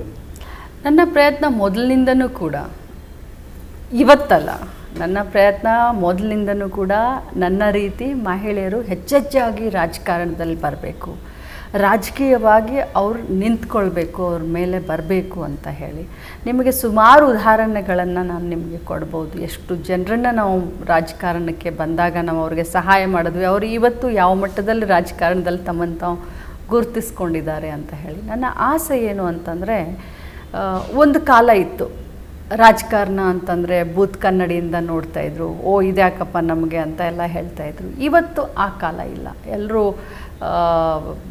ಎಲ್ಲರ ಮನಸ್ಥಿತಿ ಕೂಡ ಬದಲಾವಣೆ ಆಗಿದೆ. ಅದರಲ್ಲೂ 33% ರಿಸರ್ವೇಷನ್ ಹಳ್ಳಿಗಳಲ್ಲಿ ಬಂದ ಮೇಲೆ, ಗ್ರಾಮ ಪಂಚಾಯಿತಿಯಿಂದ ಜಿಲ್ಲಾ ಪಂಚಾಯಿತಿ, ನಗರಸಭೆ ಎಲ್ಲ ಬಂದಾದಮೇಲೆ ಈಗ 33% ಅಮೆಂಡ್ಮೆಂಟ್ನೂ ಕೂಡ ಆಯಿತು. ಪಾರ್ಲಿಮೆಂಟ್ನಲ್ಲಿ, ರಾಜ್ಯಸಭೆಯಲ್ಲಿ ಮತ್ತು ಈಗ ಅಸೆಂಬ್ಲಿಗೂ ಬರುವಂಥ ಎಲ್ಲ ಒಂದು ಇದಿದೆ. ಇಂಥ ಸಂದರ್ಭದಲ್ಲಿ ಯಾರೇ ಹೆಣ್ಮಕ್ಕಳು ರಾಜಕಾರಣಕ್ಕೆ ಬರ್ತೇನೆ ಅಂತಂದರೆ ಅಂಥವ್ರಿಗೆ ನನ್ನ ಮಾರ್ಗದರ್ಶನ ಖಂಡಿತವಾಗ್ಲೂ ಇದೆ. ಎಲ್ಲ ರೀತಿಯಾದಂಥ ಸಹಕಾರ ನನ್ನಿಂದ ಅವ್ರಿಗಿದೆ. ಈಗ ಮೇಡಮ್, ಅಂದರೆ ಮಹಿಳೆಯರಿಗೆ ರಾಜಕಾರಣಕ್ಕೆ ಬಂದರೆ ಅಲ್ಲಿ ಒಂದು ಬೆಳವಣಿಗೆ ಸಾಧ್ಯ ಇಲ್ಲ ಅನ್ನುವಂಥ ಮಾತು, ಇನ್ನೊಂದು ಪುರುಷರಿಂದ ದೌರ್ಜನ್ಯಗಳಾಗ್ತವೆ, ಅವ್ರನ್ನ ದುರುಪಯೋಗ ಪಡಿಸ್ಕೊಳ್ತಾರೆ ಅಂದರೆ ಇದು ಪುರುಷ ಪ್ರಧಾನ ಸಮಾಜ, ಅದು ದುರುಪಯೋಗ ಪಡಿಸ್ಕೊಳ್ಳುತ್ತೆ ಅನ್ನುವಂಥ ಬಹಳ ದಟ್ಟವಾದ ಅಭಿಪ್ರಾಯ ಜನಸಾಮಾನ್ಯರಲ್ಲಿದೆ. ಸೊ ಇದನ್ನು ಮೀರಿ ಮಹಿಳೆಯರು ರಾಜಕಾರಣಕ್ಕೆ ಬರಬೇಕು, ಇಲ್ಲಿ ಸಕ್ರಿಯವಾಗಿರಬೇಕು, ಇಲ್ಲೂ ಉನ್ನತ ಹುದ್ದೆಗಳನ್ನು ಏರಬೇಕು ಅಂತಂದರೆ ಸೊ ಹೇಗೆ ಸಾಧ್ಯ ಆಗುತ್ತೆ? ಇದು ಸ್ವಲ್ಪ ಕಷ್ಟದ ದಾರಿ ಇದ್ದರೂ ಕೂಡ ಸಾಧ್ಯ ಇಲ್ಲ ಅನ್ನುವಂಥದ್ದೇನಲ್ಲ. ಅದಕ್ಕೆ ಉತ್ತಮ ಉದಾಹರಣೆ ನನ್ನಂಥ 4-5 ಜನ ನಿಮಗೆ ಕರ್ನಾಟಕದಲ್ಲಿ ಸಿಗ್ತಾರೆ. ಬರೀ 4-5 ಜನ ಅಲ್ಲ, ಅದಕ್ಕೋಸ್ಕರ ಕೇಳ್ತಿದ್ದೀನಿ. ನಾನು ಅದಕ್ಕೆ ಹೇಳಲಿಕ್ಕೆ ಬಯಸ್ತೇನೆ, ಬರುವಂಥ ಹೆಣ್ಮಕ್ಕಳಿಗೆ ಬರೀ ರಾಜಕಾರಣದಲ್ಲಿ ಅಷ್ಟೇ ತೊಂದರೆ ಇದೆ ಅಂತಲ್ಲ, ಯಾವುದೇ ಕ್ಷೇತ್ರ ತಗೊಳ್ಳಿ ನೀವು, ದೊಡ್ಡ ದೊಡ್ಡ ಸಾಧನೆ ಮಾಡಿದಂಥವ್ರು ಕೂಡ ತೊಂದರೆ ಆಗಿದೆ. ಕ್ರೀಡಾ ಕ್ಷೇತ್ರ ತಗೊಳ್ಳಿ ನೀವು, ಚಿತ್ರರಂಗ ತಗೊಳ್ಳಿ ನೀವು, ಸಾಹಿತ್ಯ ಕ್ಷೇತ್ರ ತಗೊಳ್ಳಿ ನೀವು, ರಾಜಕಾರಣ ತಗೊಳ್ಳಿ ನೀವು. ಆದರೆ ಮಹಿಳೆಯರ ರಾಜಕಾರಣದಲ್ಲಿ ಇನ್ವಿಟೇಬಲ್ ಆಗಿರಲಿ ಅಂತ ನಾನು ಯಾವತ್ತಿದ್ರೂ ಹೇಳ್ತೀನಿ. ಇನ್ವಿಟೇಬಲ್ ಅಂತಂದರೆ ನಾವು ಎಲ್ಲಿ ಬೂತ್ ಮಟ್ಟದಿಂದ ನಾವು ಬೆಳಿಬೇಕು. ಈಗ ನನ್ನ ಉದಾಹರಣೆನೇ ನಾನು ಹೇಳ್ತಾ ಇರ್ತೀನಿ, 1000 ಕಡೆ ಹೋದಾಗ ನಾನು ಹೇಳ್ತಾ ಇರ್ತೀನಿ. ನಾನು 1999ನಲ್ಲಿ ಮಾರ್ಗ್ರೆಟ್ ಆಳ್ವಾ ಅವರ ಬೂತ್ ಏಜೆಂಟ್ ಆಗಿದೆ. ಬೂತ್ ಏಜೆಂಟ್ ಆಗಿ ನಾನು ಕೆಲಸ ಮಾಡಿದ್ದೀನಿ. ನನ್ನ ಹತ್ರ ಅದನ್ನು ನಾನು ದಾಖಲೆಗೆ ಇಟ್ಕೊಂಡಿದ್ದೀನಿ. ಯಾಕಂತಂದರೆ ಆ ಬೂತ್ನಲ್ಲಿ ಕೂತ್ಕೊಂಡು ಎಷ್ಟು ಜನ ಓಟ್ ಹಾಕಕ್ಕೆ ಬಂದಿದ್ರು ಅವ್ರ ಹೆಸರನ್ನು ಟಿಕ್ ಮಾಡ್ಕೊಂಡು ಕೂತ್ಕೊಂಡಂಥ ಒಬ್ಬ ಸಾಮಾನ್ಯ ಬೂತ್ ಏಜೆಂಟ್ ನಾನು. ಬೂತ್ ಏಜೆಂಟ್ ಆದಮೇಲೆ ಅವರ ಕೌಂಟಿಂಗ್ ಏಜೆಂಟ್ ನಾನು. ಮಾರ್ಗ್ರೆಟ್ ಆಳ್ವಾ ಅವರ ಇಲೆಕ್ಷನ್ನ ಕಾರವಾರದಲ್ಲಿ ಪಾರ್ಲಿಮೆಂಟ್ನ ಕೌಂಟಿಂಗ್ ಏಜೆಂಟ್ ನಾನು. ಬೆಳಗ್ಗೆ 7 ಗಂಟೆಗೆ ಕೂತ್ಕೊಂಡ್ರೆ ರಾತ್ರಿ 11:15 ಜೋರು ಮಳೆ ಬರ್ತಾಯಿತ್ತು. ಎಲ್ಲ ಗಂಡಸರ ಮಧ್ಯದಲ್ಲಿ 22 ವರ್ಷದವಳು ನಾನು ಕೌಂಟಿಂಗ್ ಏಜೆಂಟು. ಅವತ್ತು ಬ್ಯಾಲೆಟ್ ಪೇಪರ್ ಇತ್ತು, ಅವತ್ತು ಮಷಿನ್ ಇರಲಿಲ್ಲ, ಪಿಂಕ್ ಕಲರ್ ಬ್ಯಾಲೆಟ್ ಪೇಪರು ಕಟ್ಟಿ. ಸೊ ಹಾಗೆ ಒಂದು ಡಿಟರ್ಮಿನೇಷನ್ ಇರಬೇಕು. ನೀವು ಬೂತ್ ಮಟ್ಟದಲ್ಲೂ ನೀವು ನಿಮ್ಮನ್ನು ಗುರುತಿಸ್ಕೊಳ್ಬೇಕು, ಆ ಗಲ್ಲಿಯಲ್ಲಿನೂ ಕೂಡ ನೀವು ನಿಮ್ಮನ್ನು ಗುರುತಿಸ್ಕೊಳ್ಬೇಕು. ನೀವು ನಿಮ್ಮನ್ನು ಗುರುತಿಸ್ಕೊಂಡಾಗ ಜನ ನಿಮ್ಮನ್ನು ಗುರುತಿಸ್ತಾರೆ, ನಾಯಕರಾದಂಥವ್ರು ಗುರುತಿಸ್ತಾರೆ. ನಾಳೆ ಯಾವುದೋ ಒಂದು ರಿಸರ್ವೇಷನ್ನಲ್ಲಿ ಹುಡ್ಕೊಂಡು ಕರ್ಕೊಂಡು ಬಂದ್ರಪ್ಪ, ಈ ಹೆಣ್ಮಗಳಿಂದ ನಾವು ಗೆಲ್ತೀವಿ, ಇಲ್ಲ ಈ ಹೆಣ್ಮಗಳಿಗೆ ಟಿಕೆಟ್ ಕೊಟ್ಟರೆ ಇವಳು ಗೆಲ್ತಾಳೆ ಅನ್ನೋಷ್ಟು ಮಟ್ಟಿಗೆ ನೀವು ಲೋಕಲ್ನಲ್ಲಿ ಮೊದಲು ಬೆಳಿಬೇಕು. ಓಕೆ ಮೇಡಮ್, ಈಗ ನೀವೊಬ್ಬ ಮಹಿಳಾ ಮತ್ತು ಮಕ್ಕಳ ಕಲ್ಯಾಣ ಇಲಾಖೆ ಸಚಿವೆಯಾಗಿ ಈಗ ಈ ಏನೇನೋ ಕೆಲಸ ಮಾಡಲಿಕ್ಕೆ ಅಂತೇಳಿ ಹಳ್ಳಿಗಳಿಂದ ಅಥವಾ ಈ 2 ಟೈರ್ ಸಿಟಿಗಳಿಂದೆಲ್ಲ ಬೆಂಗಳೂರಿನಂಥ ದೊಡ್ಡ ದೊಡ್ಡ ಸಿಟಿಗಳಿಗೆ ಬಂದಿರ್ತಾರೆ. ಇಲ್ಲಿ ಸರ್ಕಾರದ ಜೊತೆಯಿಂದ ಅವ್ರಿಗೆ ಉಳ್ಕೊಳ್ಳಿಕ್ಕೆ ವ್ಯವಸ್ಥೆ ಈ ಥರದ್ದೇನೋ ಒಂದು ಇದ್ದರೆ ಇನ್ನೂ ಚೆನ್ನಾಗಿರುತ್ತೆ. ಯಾಕೆಂದರೆ ಆವಾಗ ಯುವತಿಯರು ಮತ್ತು ನಿರುದ್ಯೋಗಿ ಯುವತಿಯರಿಗೆ ಒಂದು ಬೇರೆದೇ ರೀತಿಯಲ್ಲಿ ಸರ್ಕಾರ ಭಾಳ ದೊಡ್ಡ ಉಪಯೋಗ ಮಾಡಿಕೊಟ್ಟಂತಾಗುತ್ತೆ. ಇದಕ್ಕೇನಾದರೂ ಸರ್ಕಾರ ಇದ್ರ ಬಗ್ಗೆ ಯೋಚನೆ ಮಾಡ್ತಿದೆಯಾ? ನೋಡಿ, ಪರ್ಟಿಕ್ಯುಲರ್ ಆಗಿ ನನ್ನ ಇಲಾಖೆ ಸಂಬಂಧಪಟ್ಟಾಗಿ ನೀವು ಕೇಳ್ತಾ ಇದ್ದರೆ ಖಂಡಿತವಾಗ್ಲೂ ನನ್ನ ಇಲಾಖೆಯಲ್ಲಿ ಈ ವ್ಯವಸ್ಥೆ ಇದೆ. ವರ್ಕಿಂಗ್ ವುಮನ್ ಹಾಸ್ಟೆಲ್ ಇದ್ದಾವೆ. ಸಂಪೂರ್ಣ ಜವಾಬ್ದಾರಿ ನನ್ನ ಇಲಾಖೆನೇ ತಗೊಳುತ್ತೆ. ಅವರ ಊಟದ್ದಾಗಲಿ ಅವರ ಇರುವಿಕೆದ್ದಾಗಲಿ ವರ್ಕಿಂಗ್ ವುಮನ್ದಿದೆ, ಅಥವಾ ಮಕ್ಕಳಿದ್ರೆ ಮಕ್ಕಳಿಗೋಸ್ಕರ ಇದೆ, ಯುವತಿಯರಿದ್ದರೆ ಯುವತಿಯರಿಗೋಸ್ಕರ ಇದೆ. ಹಾಸ್ಟೆಲ್ಗಳು ಬರೀ ಬೆಂಗಳೂರು ಅಷ್ಟೇ ಅಲ್ಲ, ಇಡೀ ಕರ್ನಾಟಕ ರಾಜ್ಯದ ಪ್ರತಿಯೊಂದು ಜಿಲ್ಲೆಯಲ್ಲಿ ಈ ಹಾಸ್ಟೆಲ್ಗಳ ವ್ಯವಸ್ಥೆ ಇದೆ. ಮಕ್ಕಳಿಗಿದೆ, ಯುವತಿಯರಿಗಿದೆ, ವರ್ಕಿಂಗ್ ವುಮನ್ಗಳಿಗಿದೆ. ಸೊ ಈ ವ್ಯವಸ್ಥೆ ನನ್ನ ಇಲಾಖೆಯಲ್ಲಿ ಖಂಡಿತ ಇದೆ. ಆ ರೀತಿ ಯಾರೇ ಬರ್ತೀನಿ ಅಂತಂದ್ರೂ ಕೂಡ ಅವರನ್ನೆಲ್ಲ ಅಕಾಮಡೇಟ್ ಮಾಡುವಂಥ ಜವಾಬ್ದಾರಿಯನ್ನು ನಾನು ತಗೊಳ್ಕೊಳ್ತೀನಿ. ಯಾಕೆಂದರೆ ಈ ಥರದ್ದು ಏನು ವ್ಯವಸ್ಥೆ ಇಲ್ಲ ಅನ್ನೋ ಕಾರಣಕ್ಕೋಸ್ಕರನೇ ಹಿಂಜರಿದು ಭಾಳ ಜನ ಅವ್ರವ್ರ ಮನೆಯಲ್ಲಿ ಊರುಗಳಲ್ಲಿ ಉಳ್ಕೊಂಡ್ಬಿಡ್ತಾರೆ. ಇಲ್ಲ, ಖಂಡಿತ ಇದೆ. ನಾನು ನಿಮ್ಮ ಮುಖಾಂತರ ಹೇಳಲಿಕ್ಕೆ ಬಯಸ್ತೇನೆ, ವರ್ಕಿಂಗ್ ವುಮನ್ ಹಾಸ್ಟೆಲ್ಗಳು ನನ್ನ ಇಲಾಖೆಯಲ್ಲಿದ್ದಾವೆ. ಕಾಲೇಜ್ಗೆ ಹೋಗುವಂಥ ಮಕ್ಕಳಿಗೆ ನನ್ನ ಇಲಾಖೆಯಲ್ಲಿ ಹಾಸ್ಟೆಲ್ಗಳಿದ್ದಾವೆ. ಸ್ಕೂಲ್ಗೆ ಹೋಗುವಂಥ ಮಕ್ಕಳಿಗೆ ನನ್ನ ಇಲಾಖೆಯಲ್ಲಿ ಹಾಸ್ಟೆಲ್ಗಳಿದ್ದಾವೆ. ಬುದ್ಧಿಮಾಂದ್ಯರಿಗೆ ಹಾಸ್ಟೆಲ್ ಇದ್ದಾವೆ. ಓಕೆ, ಈಗ ನೀವು ನಿಮ್ಮ ಇಲಾಖೆಯಿಂದ ಈ ಗೃಹಲಕ್ಷ್ಮಿ ಸಂಘ ಮಾಡಬೇಕು ಅಂತ ಒಂದು ಮೊನ್ನೆ ಮಾತಾಡಿದ್ರಿ. ಏನಾದರೂ ಅದರ ಪರಿಕಲ್ಪನೆ ಏನು? ಇದು ಒಂದು ನನ್ನ ಕನಸಿನ ಕೂಸು. ಯಾಕಂತಂದರೆ ಇವತ್ತು ಗೃಹಲಕ್ಷ್ಮಿ ಅಂದರೆ ಒಂದು ಬ್ರ್ಯಾಂಡ್ ಆಗಿ ಬೆಳೆದಿದೆ. Gruhalakshmi it's not just a scheme, it's a brand ಆಗಿದೆ. ಈಗ ಈ ಬ್ರ್ಯಾಂಡನ್ನು ಬರೀ ನಾವು 5 ವರ್ಷಕ್ಕೆ ಸ್ಕೀಮ್ ಕೊಟ್ಟು ಆಮೇಲೆ ಅದು ಆಯ್ತಪ್ಪ ಇದು ಮುಗೀತು, ಇನ್ನೊಂದು ಸರ್ಕಾರ ಬಂತು, ಆ ಹೆಸರನ್ನು ಬೇರೆ ಅದಕ್ಕೆ ಇದನ್ನು ಮಾಡಿತು, ನನಗೆ ಅದು ಬೇಕಾಗಿಲ್ಲ. ಗೃಹಲಕ್ಷ್ಮಿ ಅನ್ನೋದು ಇದು ನಿರಂತರವಾಗಿ ಇರಬೇಕು, ಜನಮಾನಸರಲ್ಲಿ ಇದು ಉಳಿಬೇಕು ಅನ್ನೋದು ನನ್ನ ಒಂದು ಆಸೆ. ಅದಕ್ಕೆ ಮಾನ್ಯ ಮುಖ್ಯಮಂತ್ರಿಗಳ ಹತ್ರ ಮತ್ತು DCM ಅವ್ರ ಹತ್ರ, DK ಶಿವಕುಮಾರ್ ಅವ್ರ ಹತ್ರ ಮಾತಾಡಿ, ಚೀಫ್ ಸೆಕ್ರೆಟರಿ ಅವ್ರ ಹತ್ರ ಮಾತಾಡಿ ಇದಕ್ಕೊಂದು ಡಿಸೈನ್ ಮಾಡ್ತಾಯಿದ್ದೀನಿ. ಗೃಹಲಕ್ಷ್ಮಿ ಸಂಘ ಅಂತ ಮಾಡ್ತಾಯಿದ್ದೀವಿ. ಈ ಗೃಹಲಕ್ಷ್ಮಿ ಸಂಘದಲ್ಲಿ 7 ಜನನೂ ಇರ್ಬೋದು. ಕುಟುಂಬದಲ್ಲಿ 7 ಜನ ಅಣ್ಣ ತಮ್ಮಂದಿರು ಇರ್ತಾರೆ. ಈಗ ಅವ್ರು ಬೇರೆಯವ್ರನ್ನ ಇನ್ವಾಲ್ವ್ ಮಾಡ್ಕೊಳ್ಳೋದಿಲ್ಲ. ಟೋಟಲ್ ನಮ್ಮ ರಾಜ್ಯದಲ್ಲಿ ಸುಮಾರು 35 ಲಕ್ಷ ಸ್ತ್ರೀ ಶಕ್ತಿ ಸಂಘಗಳಿದ್ದಾವೆ. 35 ಲಕ್ಷದಲ್ಲಿ ಧರ್ಮಸ್ಥಳ ಸಂಘಗಳೂ ಇದ್ದಾವೆ, ಬೇರೆ ಬೇರೆ ಸಂಘಗಳೂ ಇದ್ದಾವೆ, ಸ್ತ್ರೀ ಶಕ್ತಿ ಸಂಘಗಳೂ ಇದ್ದಾವೆ. But more than 70 or 80 lac ಸಂಘ ಇಲ್ಲ. ಏನು ನಾವು 1,24,00,000 ಮಹಿಳೆಯರಿಗೆ ಏನು ಕೊಡ್ತಾ ಇದ್ದೀವಲ್ಲ, ಅದರಲ್ಲಿ 35 ಲಕ್ಷ ಜನ ಸಂಘದಲ್ಲಿ ಈಗಾಗಲೇ ರಿಜಿಸ್ಟರ್ಡ್ ಇದ್ದಾರೆ. ಒಂದು ನಿಮಿಷ ಮೇಡಮ್, ಆ ಬೇರೆ ಸಂಘದಲ್ಲಿ ಇಲ್ಲದೇ ಇರೋರು ಮಾತ್ರ ಗೃಹಲಕ್ಷ್ಮಿಲಿ ಇವರು ಬರ್ಬೋದು. ಬಟ್ ಅವರನ್ನು ಎಲ್ಲರನ್ನು ಫೋಕಸ್ ಮಾಡಿಕೊಂಡು ಮನೆಯವ್ರಿಗೇ ಇರ್ತಾರೆ. ಈಗ ಅಣ್ಣ ತಮ್ಮಂದಿರು ಇರ್ಬೋದು, ಅಕ್ಕಪಕ್ಕದವ್ರು ಇರ್ಬೋದು, 7 ಜನಗೂ ನಾವು ಅವಕಾಶ ಕೊಡ್ತೀವಿ. 7 ಜನ ಸೇರ್ಕೊಂಡು ಒಂದು ಸಂಘ ಮಾಡ್ಬೋದು, 10 ಜನ ಸೇರ್ಕೊಂಡು ಸಂಘ ಮಾಡ್ಬೋದು. ಮ್ಯಾಕ್ಸಿಮಮ್ 15 ಜನರಿಗೆ ಒಂದು ಸಂಘ, ಮಿನಿಮಮ್ 7, ಮ್ಯಾಕ್ಸಿಮಮ್ 15 ಅಂತ ಹೇಳಿ ಇವರು ಸಂಘಗಳನ್ನು ಮಾಡಿ ಇವ್ರಿಗೆ ನಾವು ಲೋಕಲ್ ಬ್ಯಾಂಕದ ವ್ಯವಸ್ಥೆನೂ ಮಾಡಿಕೊಡೋಣ. ಈಗ ತುಂಬ ಚರ್ಚೆ ನಡೀತಾ ಇದೆ ಆ್ಯಂಡ್ ತುಂಬ ದೊಡ್ಡ ಪ್ರಮಾಣದಲ್ಲಿ ಇದನ್ನು ಸಂಘ ನಾನು ಮಾಡೋಕ್ಕೆ ಹೊರಟಿದ್ದೀನಿ. ಬ್ಯಾಂಕ್ಗಳನ್ನು, ನ್ಯಾಷನಲೈಸ್ಡ್ ಬ್ಯಾಂಕ್ಗಳನ್ನು ಕೂಡ ನಾನು ಇದರಲ್ಲಿ ಇನ್ವಾಲ್ವ್ ಮಾಡ್ಕೊಳ್ತಾ ಇದ್ದೀನಿ. ಬರೀ 2000ದಿಂದ ಅಷ್ಟೇ ಅಲ್ಲ, ಈ 7 ಜನರಿಗೆ ನಾಳೆ ನ್ಯಾಷನಲೈಸ್ಡ್ ಬ್ಯಾಂಕ್ ನಾವು ಗೌರ್ಮೆಂಟ್ ಗ್ಯಾರಂಟಿ ಕೊಡ್ತೀವಿ. ನ್ಯಾಷನಲೈಸ್ಡ್ ಬ್ಯಾಂಕ್ ಇವ್ರಿಗೆ 3 ಲಕ್ಷನೋ 10 ಲಕ್ಷನೋ 7 ಲಕ್ಷನೋ ಇವ್ರಿಗೆ ಲೋನ್ ಕೊಡುತ್ತೆ. ಈ ಸಂಘಗಳಿಗೆ ಸಾಫ್ಟ್ ಲೋನ್ ಕೊಡುತ್ತೆ. ಆಮೇಲೆ ಗ್ಯಾರಂಟಿ ಏನು ಗೃಹಲಕ್ಷ್ಮಿ ಯೋಜನೆ? ಹೌದು. ಏನು ಇವರು ಗೃಹಲಕ್ಷ್ಮಿ ಸಂಘ ಅಂತ ಮಾಡ್ಕೊಳ್ತಾರಲ್ಲ, ಈ ಸಂಘಗಳನ್ನ ನಾವು ನ್ಯಾಷನಲ್ ಬ್ಯಾಂಕ್ ಜೊತೆ ಟೈಅಪ್ ಮಾಡ್ತೀವಿ. ಸರ್ಕಾರನೇ ಮಧ್ಯಸ್ಥಿಕೆ ವಹಿಸುತ್ತೆ, ಸರ್ಕಾರನೇ ಗ್ಯಾರಂಟಿ ತಗೊಳುತ್ತೆ.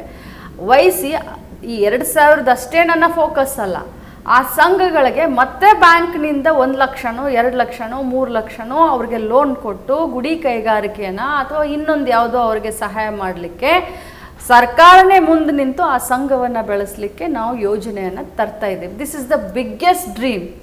ಯಾವ ರೀತಿ ಗೃಹಲಕ್ಷ್ಮಿ ನಮ್ಮದು ಸಕ್ಸಸ್ ಆಯಿತು, ಅದೇ ರೀತಿ ಗೃಹಲಕ್ಷ್ಮಿ ಸಂಘವನ್ನು ಕೂಡ ಸಕ್ಸಸ್ ಮಾಡುವಂಥ ನಿಟ್ಟಿನಲ್ಲಿ ದೊಡ್ಡ ರೀತಿಯಲ್ಲಿ ನಾವು ಒಂದು ಪ್ಲ್ಯಾನ್ ಮಾಡ್ತಾ ಇದ್ದೀವಿ, ಡಿಸೈನ್ ಮಾಡ್ತಾ ಇದ್ದೀವಿ. ಇದೇ ಅಕ್ಟೋಬರ್ 2ನೇ ತಾರೀಕಿಗೆ ICDS ಪ್ರೋಗ್ರಾಮ್ ಅಂದರೆ ಅಂಗನವಾಡಿಯನ್ನು ಮಾಜಿ ಪ್ರಧಾನಮಂತ್ರಿಗಳಾದಂಥ ಇಂದಿರಾ ಗಾಂಧೀಜಿಯವರು ಕರ್ನಾಟಕದಲ್ಲಿ ಪ್ರಥಮ ಬಾರಿಗೆ ನರಸೀಪುರದಲ್ಲಿ ಓಪನಿಂಗ್ ಮಾಡಿದರು.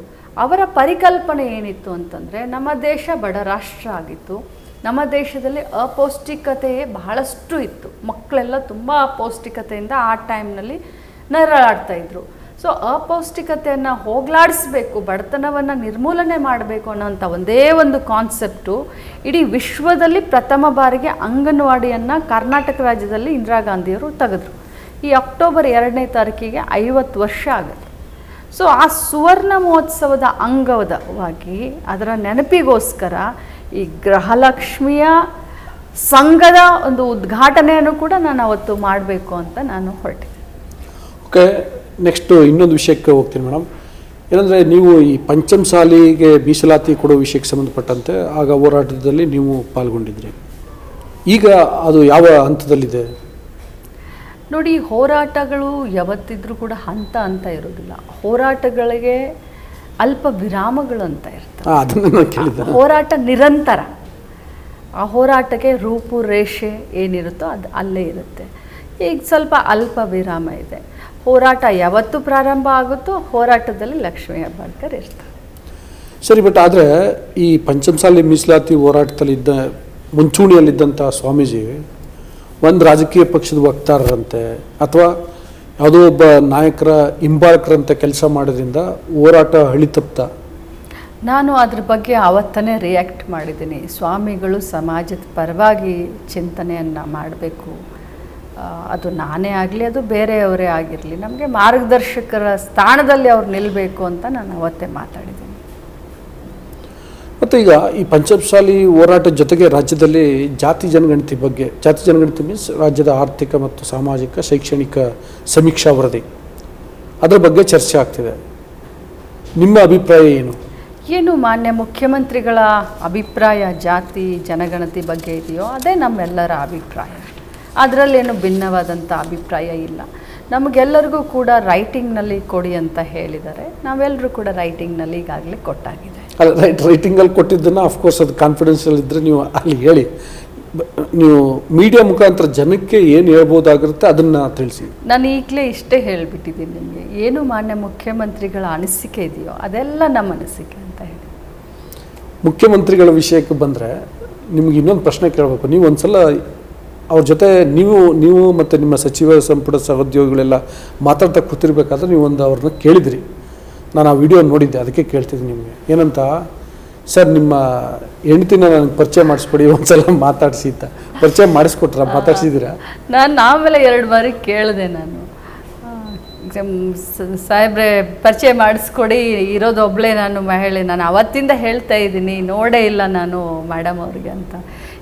ಏನಮ್ಮ ಅವಳು ಹೊರಗಡೆನೆ ಬರೋದಿಲ್ಲ, ಮಾತೂ ಆಡೋದಿಲ್ಲ, ನಾನು ಕರೆದ್ರೆ ಬರೋದಿಲ್ಲ ಅಂತ ಹೇಳಿದ್ರು. ನಾನು ಇನ್ನೂ ಕಾಯ್ತಾ ಇದ್ದೀನಿ, ಇನ್ನೂ ಯಾವಾಗ ಪರಿಚಯ ಮಾಡಿಸ್ಕೊಡ್ತಾರೆ ಅಂತ. ಓಕೆ, ನೀವು ಫಸ್ಟ್ ಟೈಮ್ ಎಲೆಕ್ಷನ್ ನಿಂತಿದ್ದು ನಿಮ್ಮ ಸ್ಕೂಲ್ ಮಾನಿಟರಿಂಗ್ ಪೋಸ್ಟ್ಗಂತ ನಿಜನಾ? ಹೌದು. ನನಗೆ ರಿಸಲ್ಟ್ ತುಂಬ ವಿಚಿತ್ರವಾದಂಥ ಒಂದು ಇದಿದೆ. ನನ್ನ ಫ್ರೆಂಡ್ ಇನ್ನೂ ಇದ್ದಾರೆ, ನನ್ನ ಜೊತೆಯಲ್ಲೇ ಇದ್ದಾರೆ. ನನ್ನ ಫ್ರೆಂಡ್ ಅವರು ವನಿತಾ ವಿದ್ಯಾಲಯ ಅಂತ ನಾನು ಕಲ್ತಿರೋದು ಬೆಳಗಾವಿನಲ್ಲಿ. ಸೊ ಅಲ್ಲಿ ಅವಾಗೆಲ್ಲ ಬ್ಯಾಲೆಟ್ ಪೇಪರು, ಬ್ಯಾಲೆಟ್ ಬಾಕ್ಸು ನಮಗೆಲ್ಲ ಎಜುಕೇಟ್ ಮಾಡಲಿಕ್ಕೆ ನಾನು ಆವಾಗಲಿಂದನೇ ಈ ಬ್ಯಾಲೆಟು, ಚುನಾವಣೆ ಇವೆಲ್ಲ ಸರ್ಕಸ್ ಶುರು ಆಗಿಬಿಟ್ಟಿದೆ. ಹೌದು, ನಾನು 4th ಸ್ಟ್ಯಾಂಡರ್ಡ್ ಇದ್ದೆ ಅವಾಗ. ಬ್ಯಾಲೆಟ್ ಬಾಕ್ಸ್ನಲ್ಲಿ ಹೋಗಿ ಹಾಕೋದು, 2 ಬ್ಯಾಲೆಟ್ ಬಾಕ್ಸ್ ಇರುತ್ತೆ. ನಾನು ಡಿಸಿಪ್ಲಿನರಿ ಕಮಿಟಿ ಮಾನಿಟ್ರಿಗೆ ನಾನು ಕಂಟೆಸ್ಟ್ ಮಾಡಿದ್ದೆ. ಸೊ ನಮ್ಮದು 4 ರೋ ಇತ್ತು, ಬೆಂಚಿದ್ದು 4 ರೋ ಇತ್ತು. ಸೊ ನಾನು 2 ಓಟ್ನಿಂದ ನಾನು ಗೆದ್ದಿದ್ದೆ. ನಾನು ಮತ್ತು ನನ್ನ ಫ್ರೆಂಡು ಕಂಟೆಸ್ಟ್ ಮಾಡಿದ್ವಿ, ಬೀನಾ ಅಂತ. So she is my best friend, still she is with me. Okay, ಈಗ ನೋಡಿ, ಸಹಜವಾಗಿ ಪೋಷಕರಿಗೆ ಅಂದರೆ ನಾವೇನು ಸಾಧನೆ ಮಾಡ್ತೀವಿ ಅನ್ನೋದಕ್ಕಿಂತ ಹೆಚ್ಚಾಗಿ ನಮ್ಮ ಮಕ್ಕಳು ನಮಗಿನ್ನ ಹೆಚ್ಚು ಸಾಧನೆ ಮಾಡಿದ್ರೆ, ಅವರು ಏನಾದರೂ ಯಶಸ್ಸು ಗಳಿಸಿದ್ರೆ, ಗೆದ್ದರೆ ಖುಷಿ ಆಗುತ್ತೆ. ಬಟ್ ನಿಮ್ಮ ಮಗನ ವಿಷಯದಲ್ಲಿ ನಿಮಗೆ ಮೊದಲನೇ ಸಲ ಕಹಿ ಅನುಭವ ಆಯಿತು. ಸೊ ಅವಾಗ ಹೇಗಿತ್ತು ನಿಮ್ಮ ಮನಸ್ಥಿತಿ? ಸಹಜವಾಗಿಯೇ ನಾನು ಕೂಡ ಒಬ್ಬ ತಾಯಿ. ಹೆಣ್ಮಕ್ಳು ಇದು ತಾಯಿಯಂದ್ರಿಗೆ ಇನ್ಫ್ಯಾಕ್ಟ್ ಗಂಡು ಮಕ್ಕಳ ಮೇಲೆ ಜಾಸ್ತಿ ಪ್ರೀತಿ ಇರುತ್ತೆ. ಯಾವುದೇ ಮಕ್ಕಳು ಇದ್ರೂ ಸಮಾನೇ, ಬಟ್ ಒಬ್ಬನೇ ಮಗ ನನಗೆ. ಸಹಜವಾಗಿಯೇ ತುಂಬ ದುಃಖ ಆಯಿತು. ಆದರೆ ನಾನು ನನ್ನ ಮಗನಿಗೆ ಒಂದೇ ಮಾತನ್ನು ಹೇಳಿದ್ದೀನಿ, ನೀನು ಇವತ್ತು ಸೋತಿರ್ಬೋದು, ಆದರೆ ಜನರ ಮನಸ್ಸನ್ನು ಗೆಲ್ಲಬೇಕು ಅಂತಂದರೆ, ಒಬ್ಬ ನಾಯಕ ಆಗಬೇಕು ಅಂತಂದರೆ ನಾಯಕನಿಗೆ ಇದೆಲ್ಲ ಬೇಕು. ಸೋಲೆ ಗೆಲುವಿನ ಮೆಟ್ಲು. ನಾನು ಮೊದಲನೇ ಬಾರಿಗೆ ಗೆದ್ದುಬಿಟ್ಟಿದ್ರೆ, ನಾನು 2 ಸಾರಿ ಸೋತೆ, ನಾನು ಮೊದಲನೇ ಬಾರಿಗೆ ಗೆದ್ದುಬಿಟ್ಟಿದ್ರೆ ಕಷ್ಟ ಸುಖ ಗೊತ್ತಾಗ್ತಾ ಇರಲಿಲ್ಲ. ಅಹಂಕಾರ ಬಂದುಬಿಟ್ಟಿರೋದು. ಮೊದಲನೇ ಬಾರಿಗೆ ಗೆದ್ದಿದ್ರೆ ನಾನೇ ದೇವರು ಅನ್ನುವಂಥ ಒಂದು ಮನಸ್ಥಿತಿಗೆ ನಾನು ಬರ್ತಾಯಿದ್ದೆ. ನಾನು ಚಿಕ್ಕ ವಯಸ್ಸು ಆವಾಗಲ್ಲ. ನಾನು ಹೇಳಿದ್ದೆ ಕರೆಕ್ಟ್ ಇದೆ, ನಾನು ನಡೆದಿದ್ದೆ ದಾರಿ ಅನ್ನುವಂಥ ಒಂದು ಕೊಬ್ಬು ಆ ಸೊಕ್ಕು ಬರಬಹುದಾಗಿತ್ತು. 2 ಬಾರಿ ಸೋತ್ ಆದಮೇಲೆ ಜನ ಅಂದರೆ ಏನು, ಮತದಾರ ಅಂದರೆ ಏನು, ಯಾವ ರೀತಿ ಕೆಲಸಗಳು ಮಾಡ್ತವೆ, ಇಲೆಕ್ಷನ್ನಲ್ಲಿ ಯಾವ ರೀತಿ ನಾವು ಹೋಗಬೇಕು, ಯಾವ ಅಂತಃಕರಣ ಯಾವ ಹೃದಯದಿಂದ ನಾವು ಜನರ ಮನಸ್ಸನ್ನು ಗೆಲ್ಲಬೇಕು. ಯಾಕಂತಂದರೆ ನಾಟಕೀಯ ಮಾಡಿ ಈ ಸಮಾಜದಲ್ಲಿ ಏನು ಸಾಧನೆ ಮಾಡಲಿಕ್ಕೆ ಆಗೋದಿಲ್ಲ. ಅದು ನಾಟಕೀಯ ಬಹಳ ದಿನ ನಿಂತ್ಕೊಳ್ಳೋದೂ ಇಲ್ಲ. ಸೊ ಅದಕ್ಕೆ ಇದೊಂದು ನಿನಗೆ ಪಾಠ ಅಪ್ಪ ಮಗನೇ, ಭಾಳ ದೊಡ್ಡ ಪಾಠ ಜೀವನದಲ್ಲಿ ನಿನಗೆ ಆಗಿದೆ, ನನಗಾದಂಗೆ. ಆದರೆ ಒಂದಿನ ನಿನಗೆ ಒಳ್ಳೇದಾಗತ್ತೆ, ಧೈರ್ಯದಿಂದ ಇರು ಅಂತ ಅವನಿಗೂ ಧೈರ್ಯ ಹೇಳಿದೆ, ನಾನು ಧೈರ್ಯ ತಗೊಂಡೆ. ಓಕೆ, ಇನ್ನೊಂದು ನಿಮ್ಮ ಕುಟುಂಬದ ವಿಷಯಕ್ಕೆ ಸಂಬಂಧಪಟ್ಟಂಗೆ ನಿಮ್ಮ ತಮ್ಮ MLC ಚಂದ್ರರಾಜ್ ಅವ್ರ ಬಗ್ಗೆ ಒಂದು ಆಕ್ಷೇಪ ಭಾಳ ನಿಮ್ಮ ಪಕ್ಷದ ಕಾರ್ಯಕರ್ತರಲ್ಲಿ ಜನಸಾಮಾನ್ಯರಲ್ಲಿ ಒಂದಿದೆ. ಅವರ ಹಸ್ತಕ್ಷೇಪ ನಿಮ್ಮ ಮಿನಿಸ್ಟ್ರಿನಲ್ಲಿ ಜಾಸ್ತಿ ಇದೆ ಅಂತ. ಚಂದ್ರರಾಜ್ದ ನೋಡಿ, ಚಂದ್ರರಾಜ್ ಬಗ್ಗೆ ಹೇಳಬೇಕು ಅಂತಂದರೆ ಅವನೊಬ್ಬ ಕಲ್ತಂಥ ಜನಪ್ರತಿನಿಧಿ. ಅವನು ಕೂಡ ವಿಧಾನ ಪರಿಷತ್ ಸದಸ್ಯ. ನಿಮಗೆ ಗೊತ್ತು ಅವನ ಇಲೆಕ್ಷನ್ ಯಾವ ಮಟ್ಟಕ್ಕೆ ಆಗಿದೆ, ಏನೇನು ಅವತ್ತು ಕಾನ್ಸಿಕ್ವೆನ್ಸಸ್ ಇತ್ತು ಅಂತ. ಇಡೀ ರಾಜ್ಯದಲ್ಲಿ ಹೈಯೆಸ್ಟ್ ಮತಗಳನ್ನು ಪಡೆದು ಬೆಳಗಾವಿ ಜಿಲ್ಲೆಯ ಜನರ ಆಶೀರ್ವಾದದಿಂದ ಗೆದ್ದು ಬಂದಿದ್ದಾನೆ. ಅವನು ಕೂಡ ಮರೈನ್ ಇಂಜಿನಿಯರ್, 7 ವರ್ಷ ಜಪಾನ್ನಲ್ಲಿ ಕೆಲಸ ಮಾಡಿ ಒಬ್ಬ ಕಲ್ತಂಥ ಒಬ್ಬ ಜನಪ್ರತಿನಿಧಿಯಾಗಿ ಬಂದಿದ್ದಾನೆ. ಸ್ವಂತ ತಮ್ಮ ಬೇರೆ, 5 ಜನ ನಾವು ಸಿಸ್ಟ್ರುಗಳು, ಚಿಕ್ಕವನು ಅವನೇ ತಮ್ಮ ಬೇರೆ. ಅವನ ಮೇಲೆ ಸ್ವಲ್ಪ ಜಾಸ್ತಿ ಕಾಳಜಿ ಪ್ರೀತಿ ಇದೆ. ಸೊ ಆಫೀಸಿಗೆ ಬಂದಾಗಲಿ ಹೊರಗಡೆ ಹೋದಾಗಲಿ ಯಾವುದೇ ಸಭೆ ಸಮಾರಂಭಗಳಿದ್ದಾಗ ಒಟ್ಟೊಟ್ಟಿಗೆ ಹೋಗ್ತಾ ಇರ್ತೀವಿ, ಇಬ್ಬರು ಒಟ್ಟೊಟ್ಟಿಗೆ ಹೋಗ್ತಾ ಇರ್ತೀವಿ. ಏನೇ ಒಳ್ಳೆ ಅನಿಸಿಕೆಗಳನ್ನು ಅಥವಾ ಅಡ್ವೈಸ್ಗಳನ್ನು ಕೊಟ್ಟಾಗ ಅದನ್ನು ತೆಗೆದುಕೊಳ್ಳೋದು ನನ್ನ ಒಂದು ಸ್ವಭಾವ. ಬರೀ ತಮ್ಮ ಆಗಲಿ ಅಂತ ಅಲ್ಲ, ಬೇರೆಯವರು ಯಾರೇ ಕೊಟ್ಟರು ಕೂಡ ನಾನು ಓಪನ್ ಮೈಂಡು. ಇದರ ಅರ್ಥ ನನ್ನ ಕ್ಷೇತ್ರದಲ್ಲಾಗಲಿ ಅಥವಾ ನನ್ನ ಡಿಪಾರ್ಟ್ಮೆಂಟ್ ಆಗಲಿ ನಾನು ಯಾರ ಹಸ್ತಕ್ಷೇಪವನ್ನು ನಾನು ಬಯಸೋಳು ಅಲ್ಲ, ಮಾಡೋಕ್ಕೆ ಕೂಡ ಬಿಡೋದಿಲ್ಲ. Okay, thank you madam. ಇಷ್ಟೊತ್ತು ವಾರ್ತಾಭಾರತಿ ಜೊತೆ ಭಾಳ ವಿಷಯಗಳನ್ನ ಹಂಚ್ಕೊಂಡಿದ್ರಿ ಮೇಡಮ್. ಕಡೆಯದಾಗಿ ಈಗ ರಾಜ್ಯದಲ್ಲಿ ರಾಜಕೀಯವಾಗಿ ಇನ್ನೊಂದೆರಡು ರೀತಿಯ ಚರ್ಚೆಗಳು ಶುರು ಆಗ್ತವೆ. ಏನಂತಂದರೆ ಮುಖ್ಯಮಂತ್ರಿ ಬದಲಾವಣೆ ವಿಷಯಕ್ಕೆ ಸಂಬಂಧಪಟ್ಟಂಗೆ ನಿಮಗೆ ನೀವು ಏನೋ ಭಾಳ ದೊಡ್ಡ ದೊಡ್ಡ ನಾಯಕರ ಜೊತೆ ಸಂಪರ್ಕ ಎಲ್ಲ ಇದೆ, ಹಾಗಾಗಿ ನಿಮಗೆ ಈ ಮಾಹಿತಿ ಇದೆ ಅಂತ ಅಂದ್ಕೊಂಡಿದ್ದೀನಿ, ಅದಕ್ಕೆ ಕೇಳ್ತಿದ್ದೀನಿ. ಏನು ನಿಜಕ್ಕೂ ಮುಖ್ಯಮಂತ್ರಿ ಬದಲಾವಣೆ ಆಗುತ್ತಾ? ನೋಡಿ, ಇದು ಸಂಪೂರ್ಣವಾದಂಥ ಮಾಹಿತಿ ನಮಗಂತೂ ಖಂಡಿತ ಇಲ್ಲ. ಆದರೆ ಒಂದು ಮಾತಂತರೂ ನಿಜ, ನಮ್ಮ ಪಕ್ಷದಲ್ಲಿ ಏನೇ ತೀರ್ಮಾನ ಇದ್ದರೂ ಕೂಡ ಅದು ಹೈಕಮಾಂಡ್ ಬಿಟ್ಟಂಥ ವಿಚಾರ. ಹೈಕಮಾಂಡ್ ತೀರ್ಮಾನಕ್ಕೆ ನಾವೆಲ್ಲರೂ ತಲೆ ಬಾಗ್ತೀವಿ. ಇಷ್ಟು ಮಾತ್ರ ಈ ಸಂದರ್ಭದಲ್ಲಿ ನಾನು ಹೇಳಲಿಕ್ಕೆ ಬಯಸ್ತೇನೆ. ಇನ್ನೊಂದು, ಸಚಿವ ಸಂಪುಟದ ಪುನರಚನೆ ಆಗುತ್ತೆ, ವಿಸ್ತರಣೆ ಆಗುತ್ತೆ, ಈ ಥರದ ಮಾತುಗಳು ಕೂಡ ಕೇಳಿಬರ್ತಿದ್ದಾವೆ. ಆ ಥರದ ಪ್ರಸ್ತಾಪ ಸರ್ಕಾರದ ಮುಂದೆ ಇದೆಯಾ?